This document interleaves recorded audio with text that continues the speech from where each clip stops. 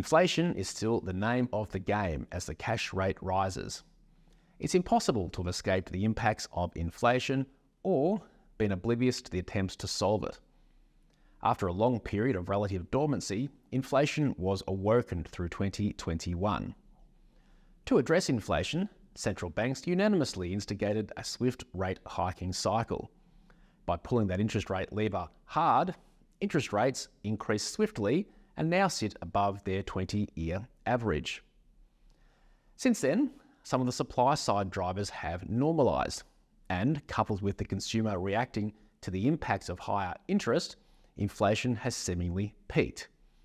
From here, how quickly it returns to the Reserve Bank's target range of 2 to 3% remains the question. The pace of the return will determine if we are at peak rates, or if the bank feels the need to go again to really drive the inflation number down.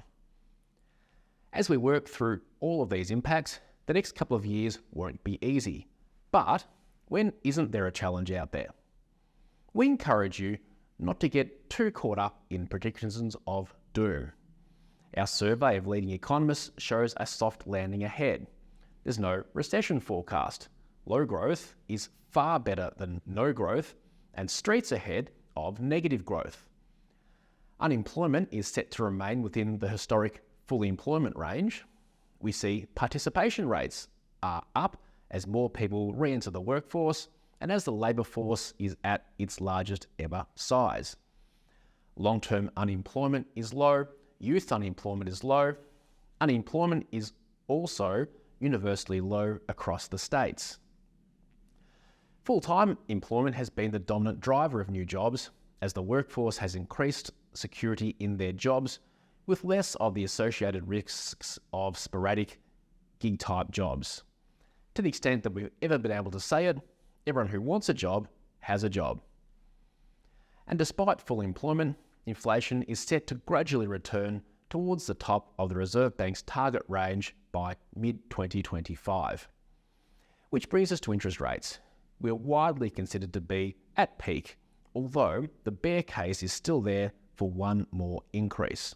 Although this is looking harder to justify as each day passes. And this is an amazing outcome after a pandemic, after an inflationary event, and after an aggressive rate hiking cycle. Outside of some very specific pockets of softness, Australian borrowers are still maintaining their loan repayments, and arrears across the entire banking sector remain controlled.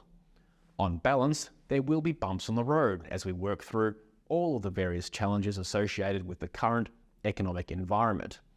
And we'll continue to monitor and maintain a watching brief across the economy for any hotspots. But with inflation now peaked, without a recession forecast, and with a fully employed population, there's a lot to be positive about. Thank you for watching.